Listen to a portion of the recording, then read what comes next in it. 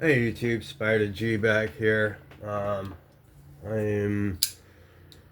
I was up late last night. Excuse me. I think I'm coming down with something. But in any case, I've been continuing to practice on the freehand sharpening, and I'm using these blades this time. This time that Outdoors 55 had recommended. Which are working pretty good. You got a 400, 6, a 8, 1,000, and a 1,200. Yeah, and don't.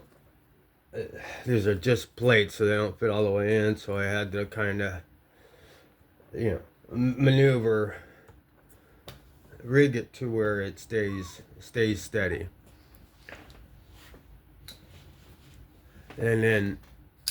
So I did the 400. Was going back just like I have been. I have been working on this edge right here. I do have a slight burr. This one this is the Gonzo. I just did a short on this one not so long ago. It's the Firebird. It's the FH12 and D2. The reason why I'm doing this one because of the extreme belly. I don't know if it's a straight back. I mean, it does drop at the very tip. It does drop at the very tip. If you were to, so it's not a full straight back, but it's pretty dang close, and the belly ramps up pretty quick. So this wouldn't be the best for like detailed cuts. I mean, get to it, but you'd be really, having that elbow up. So I'm trying all blade shapes. I'm trying this one too, the Sativian. It's an old one that was gifted. But what I gifted them was much better. But I still, it's the gesture. This isn't 14C. I don't know how their heat treat is, so I'm curious to see how it feels on the stone. And then I want to try and do this particular one. This is a 14C.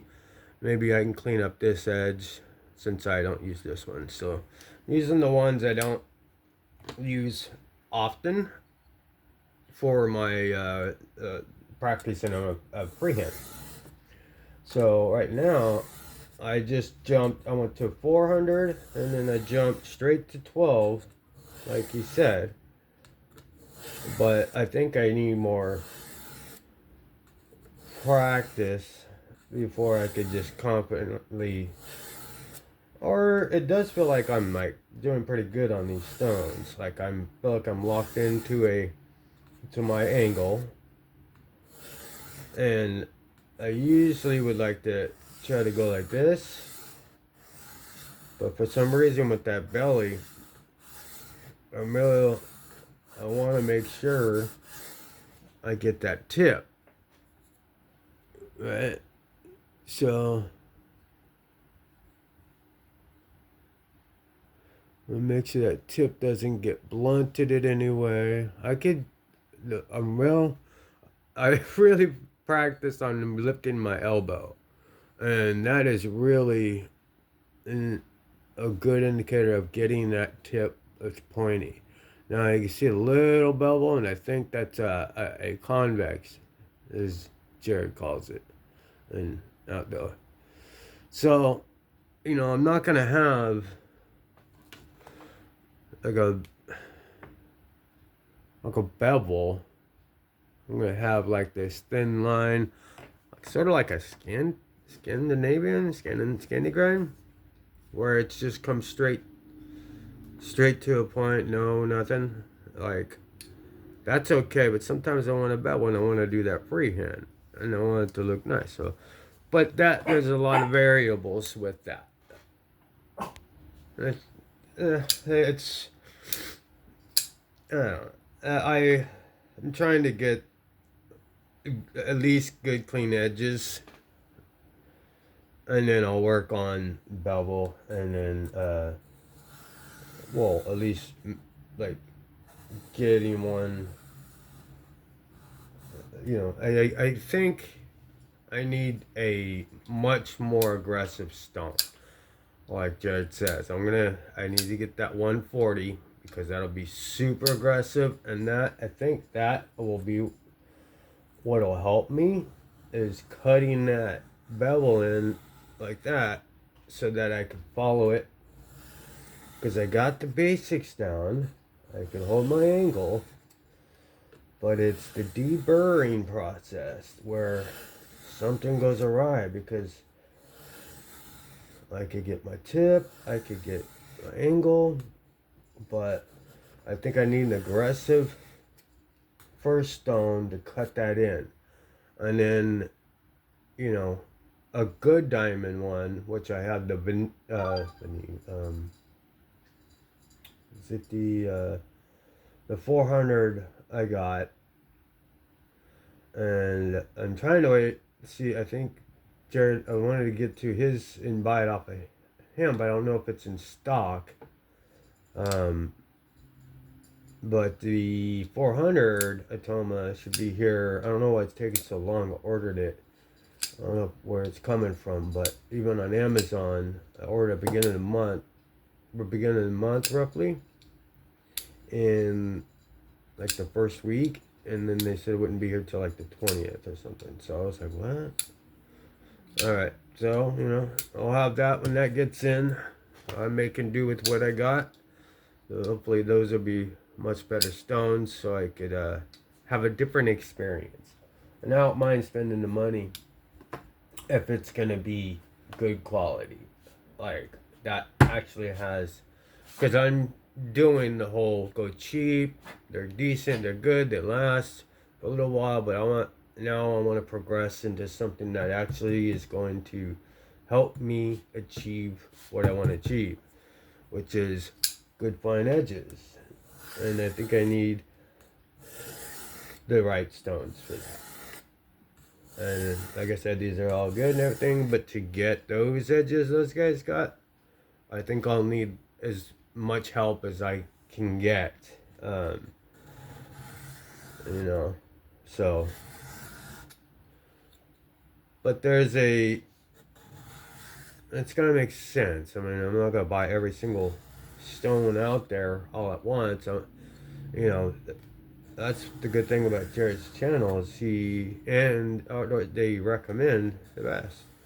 And he says, you know, which ones are the less costly and then ones that are, but, you know, like you said, if you just buy, it's like anybody, like that says, but if you buy once, cry once, if it's worth it, then it's worth it. But you're kind of spinning your wheels if you just keep buying the same old stuff like I kind of did with the bench sharpener, but I bought several and the fixed angle, but several of the same ones when I am now at the point where I could switch it up and you know, I could afford to buy these more expensive stones since I'm getting better at freehand. So now I could invest because I'm feeling more confident on this table on the stones. So hope that makes sense.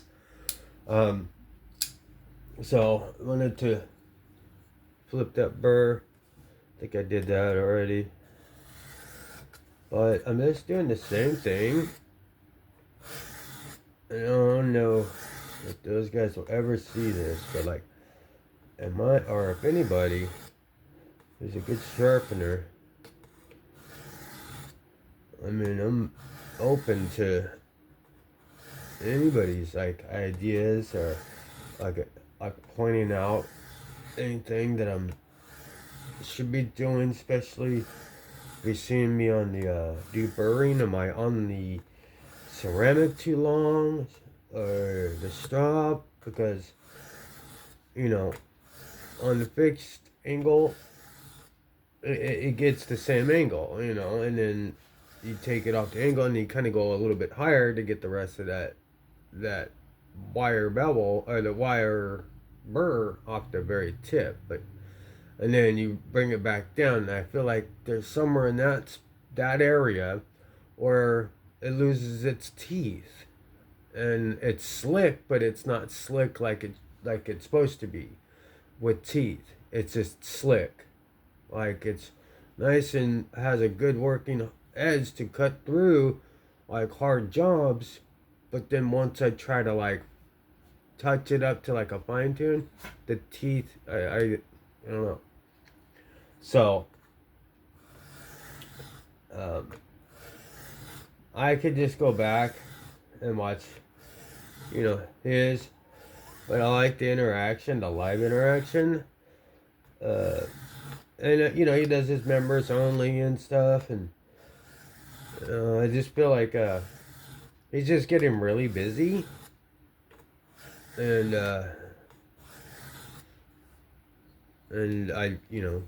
that means he's doing well, and I want to. I don't know what I'm really trying to say is maybe a fresh take, an updated take, or I don't know. But it seems to be the same thing every time. Start a night. I don't know. And it's like I follow all the, because I like to sit there as if I'm doing a one-on-one. I'm trying to follow everything, and they just make it look so simple. It's frustrating, but they've been doing it for years, so it's not something that I need to be like, damn, this just takes time. Alright, so let's take it. I guess we'll knock the rest of this burr off. Because the burr is a little too tough for the straw. I can feel it. So, do I do a forward pass here to knock it off a little higher? Did that do it? Yeah. Okay. Now, let's go with this with the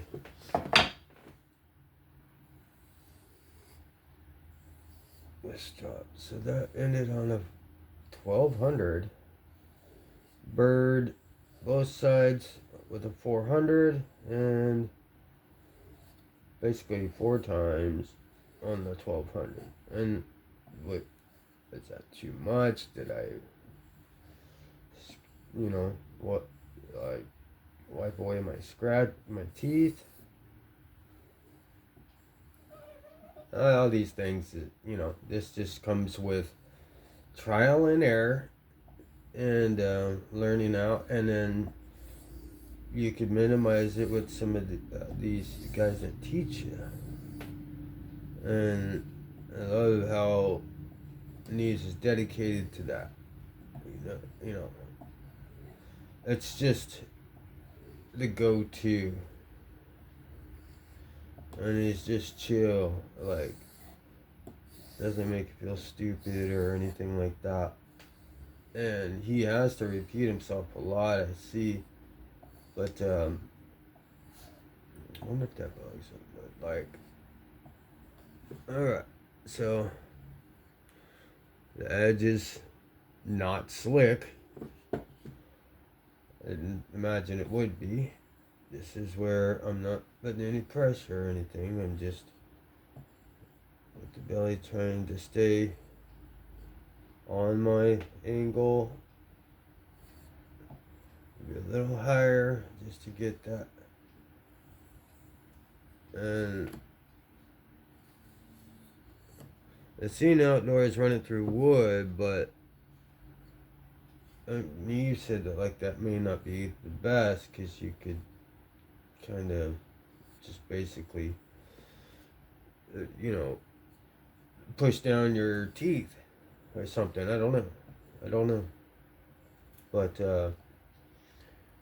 I have ran it through wood very lightly before like that, and my edges turn out the same. They're slick with no teeth. So it looks sharp, but it's not when I do that. Okay, so alright, the edge is cleaning up a little bit better. Still feel some teeth. This is D2. Let's go to here.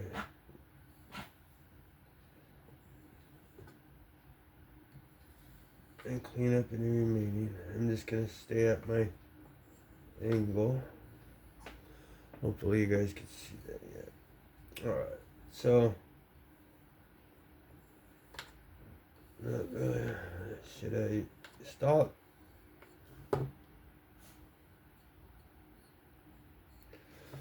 It's not the edge I'm used to, but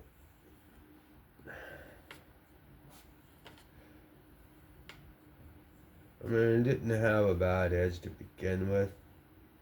I mean, I don't know, we're talking, I mean, never used it. It was factory. I don't know how Gonzo's is factory. So, I'm assuming it's not like super priority, but like,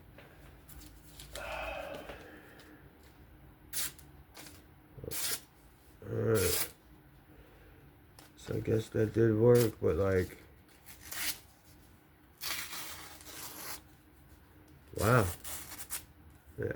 See, the tip could be a little better, but I would say that's a massive improvement. And I don't know, something about last night, I unlocked something that enabled me to be able to get a little bit better edges on freehand, and it's motivated me like crazy.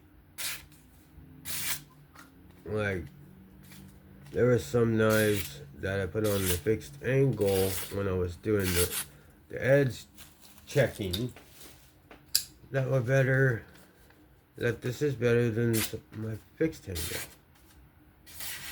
D2 old, I don't know how the heat treat is, but that is basically a $20 knife. And in the short, I point at this like, if Gonzo could do a lefty friendly tab on a $20 frame lock, like less than that, in like 17 at the time, I mean, then they should be able to put on every single knife out there. I don't know, it's like, why not? Or make left-handeds. Whatever they want, like include them. But in any case, but yeah, that's just a quick 18 minutes. Went a little longer, but this is like what I'm basically doing for a little bit here is practicing this. But I'm gonna go ahead and end it here. This is Spider